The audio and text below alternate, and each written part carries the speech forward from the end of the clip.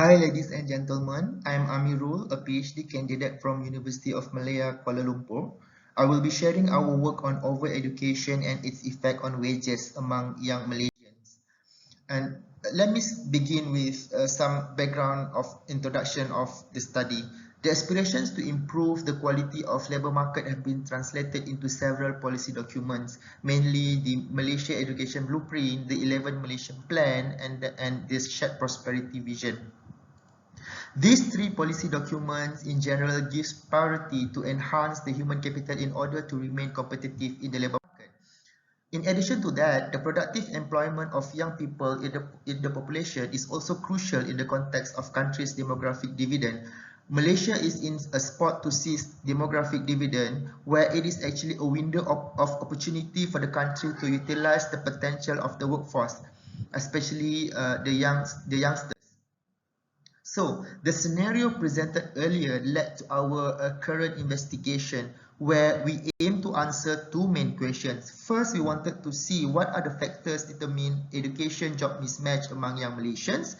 And secondly, we would like to see what is the effect of education-job mismatch on earnings among the young Malaysians. Here are some definitions for the study. Youth in this context is young people in the population who age between 15 to 29 who are in transition or already transited. Transited youth here meaning that those who are currently employed and perceive that they are already land to a satisfactory and good jobs during the time of survey conducted. The measurement of education job mismatch then is based on the objective approach that classified based on the minimum educational attainment required for a particular jobs. And the overskilling is the subjective measurement on whether the current job is actually commensurate with the level of education. And earnings in the context of the current study refers to the total remuneration in cash, ringgit Malaysia, that is payable to young workers counted as a payroll.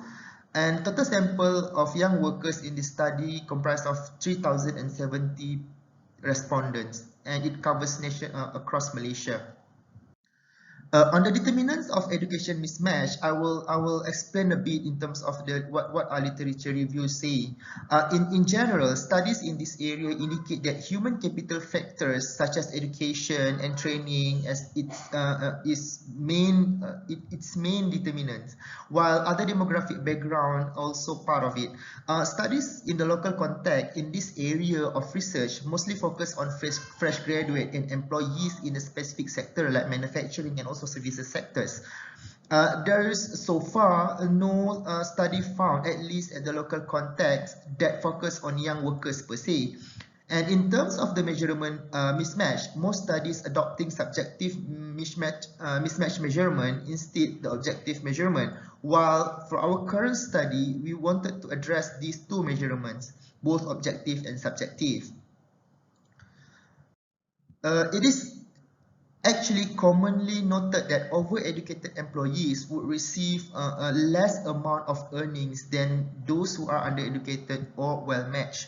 However, the consequences of education job mismatch on earnings has drawn less attention so far, as to at least in the Malaysian context. Today, there is lacking on empirical studies in observing the influence of education job mismatch, in particular the case of overeducation on earning if mismatched employees who are employed in a profession that are not related to their education level.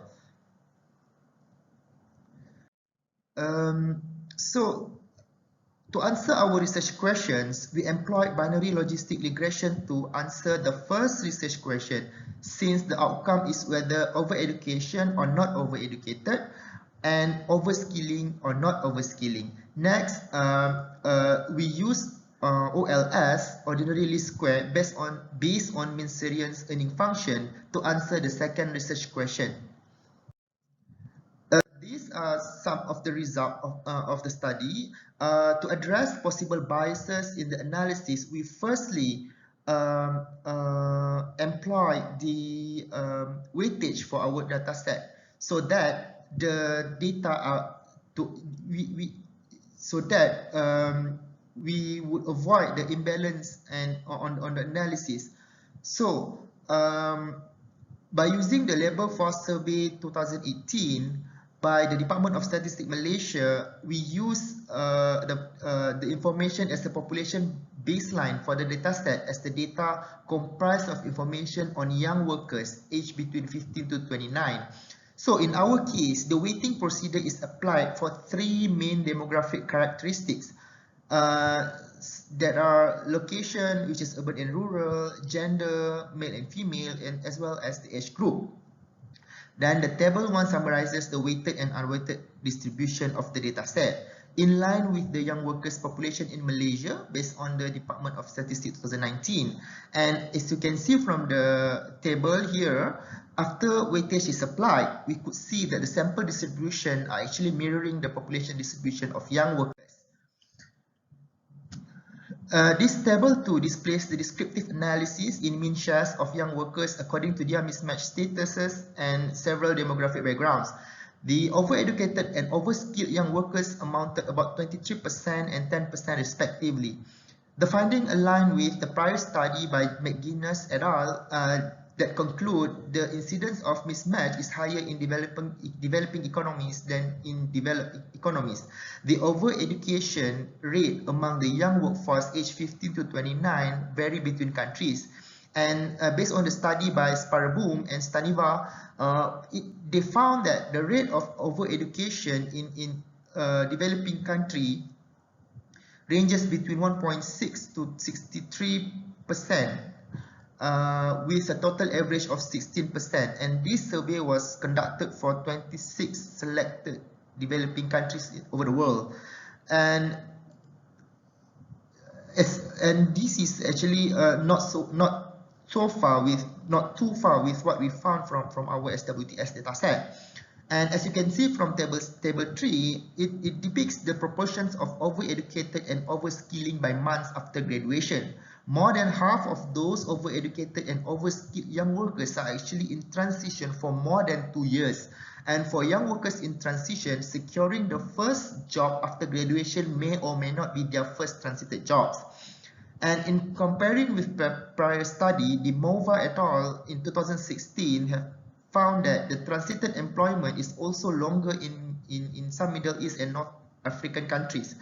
And it is for about 21.4 months. And in our case, the mean is actually about more than that, about 39 months. So the overall school to work length is about 39 months in Malaysian context.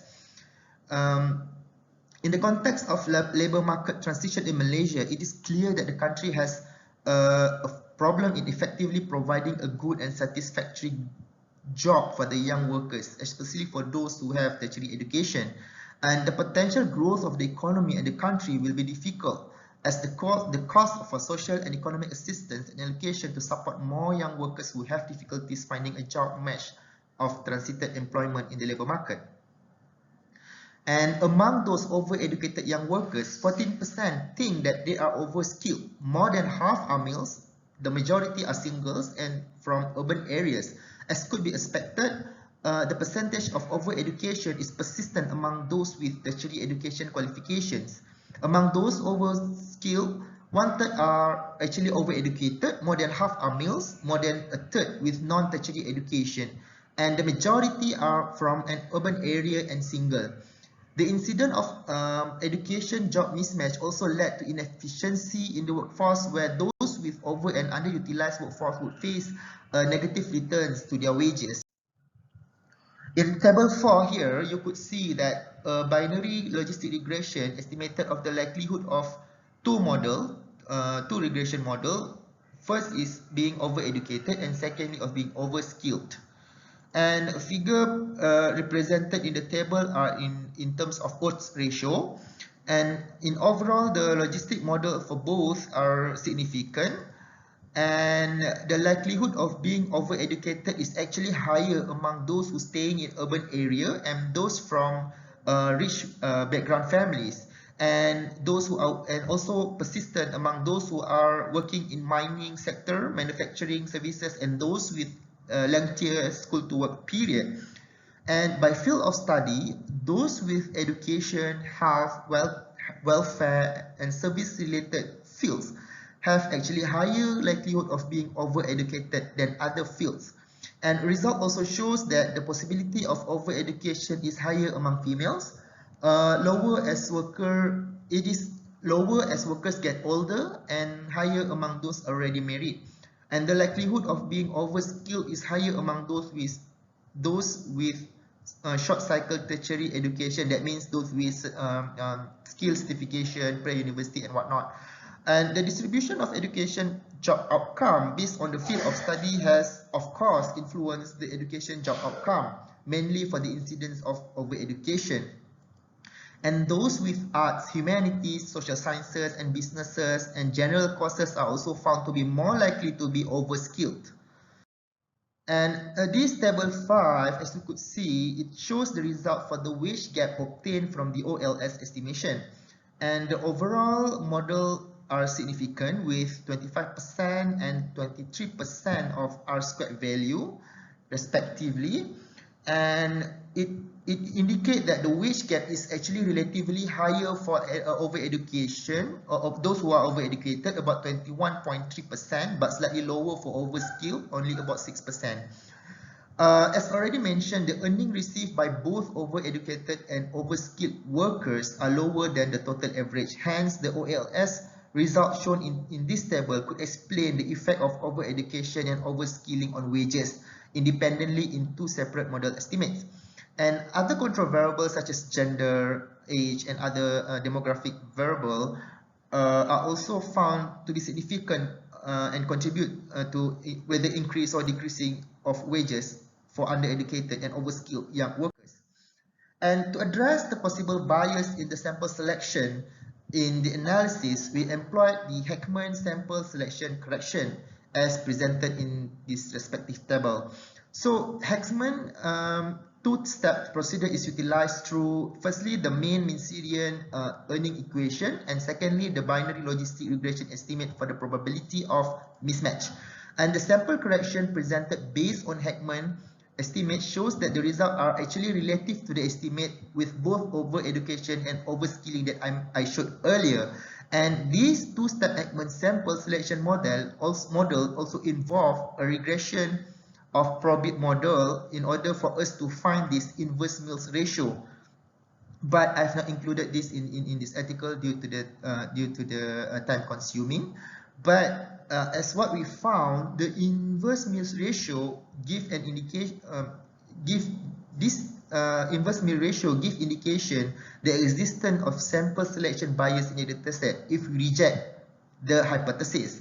So when we run the analysis, we find that we fail to reject the absence of sample selection bias. And just as importantly, on the analysis, there is no particularly large differences in the estimated slope of coefficient. And some of the discussion and policy implication that we could discuss from this finding is that in terms of incidence of overeducation, of overskilling are persistent among the young Malaysians. As the country progresses well in the human resources and with higher education attainment, and it is important to ensure the quality of jobs in the country is enough to cater the supply of labor. Also, the country should also not just concern about to increase its human capital stock by producing more tertiary educated workforce. The central question is that the country should enhance its quality of human capital with more efficient ways and more efficient allocation. And secondly, in terms of the lengthy transition among the younger Malaysian,